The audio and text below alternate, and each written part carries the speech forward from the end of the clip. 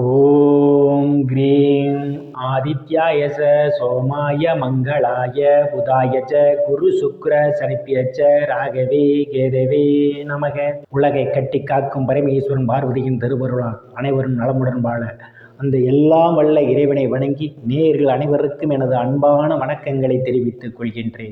இன்றைய பதிவினை நாம் பார்க்க இருப்பது மார்ச் மாதத்திற்கான ராசி பலன்கள். முதலில் கிரக நிலையை பற்றி பார்க்கலாம். மார்ச் மாதம் 1ஆம் தேதி வாக்கிய பஞ்சாங்கத்தின்படி கிரகங்களுடைய நிலைகள். மிதுன ராசியிலே குரு பகவான் பயணம் செய்து கொண்டிருக்கிறார். சிம்ம ராசியிலே கேது பகவான் பயணம் செய்து கொண்டிருக்கிறார். கும்ப ராசியிலே சூரிய பகவான், செவ்வாய் பகவான், சுக்கிர பகவான், புதன் பகவான், சனி பகவான், ராகு பகவான் 6 கிரகங்கள் பயணம் செய்து கொண்டிருக்கின்றார்கள். இம்மாதம் 3 கிரகங்கள் இடப்பெயர்ச்சி ஆகின்றன.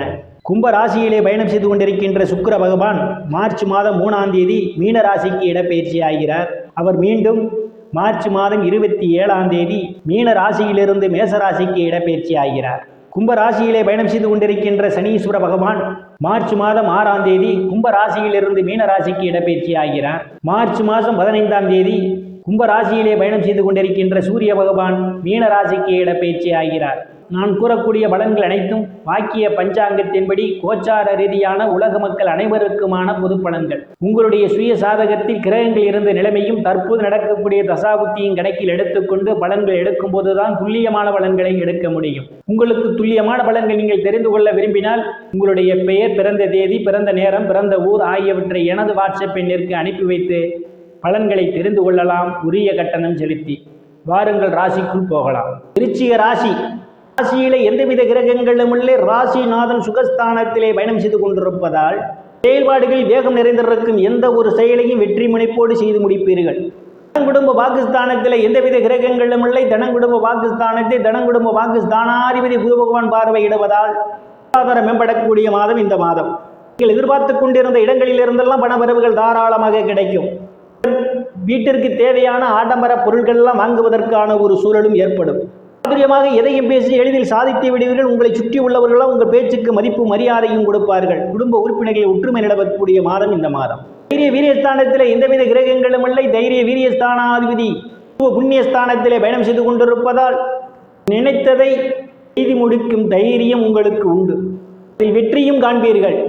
இளைய சகோதரர்களுடைய அன்பும் ஆதரவும் உங்களுக்கு நிறைந்திருக்கும். அவர்களால் அனுகூலமான பலன்கள் உண்டு. உங்களுக்கு சிறு குறு பயணங்களால் ஆதாயம் உண்டு. இந்த நாட்களாக வீடு மாறுவதற்காக திட்டமிட்டுக் கொண்டிருப்பவர்களுக்கு வீடு மாறுவதற்கான ஒரு சூழலும் ஏற்படும். ராசிநாதன் சுகஸ்தானத்திலே பயணம் செய்து கொண்டிருப்பதால் வீடு வாகனம் வாங்க நினைப்பவர்கள் ஆசைகள்லாம் முழுமையாக பூர்த்தியாகும். சிலர் பழைய வாகனத்தை மாற்றி புதிய வாகனம் வாங்குவீர்கள். விவசாய தொழில் செய்து கொண்டிருப்பவர்களுக்கெல்லாம் விவசாயத்திலே நல்ல முன்னேற்றம் உண்டு. கூடுதலான வருவாய் காண முடியும்.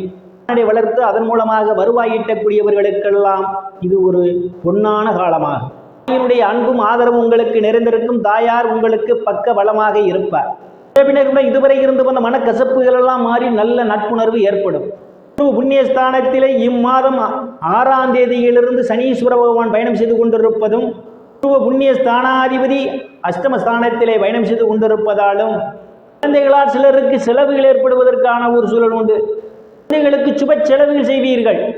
ருணரோக சத்துரு ஸ்தானத்திலே எந்தவித கிரகங்களும் இல்லை. ருணரோக சத்துரு ஸ்தானாதிபதி பூர்வ புண்ணிய ஸ்தானத்திலே பயணம் செய்து கொண்டிருப்பதால் கடன் பிரச்சனையால் அவதிப்படுபவர்களும் கடனில் மீள்வதற்கான ஒரு சூழல் உண்டு.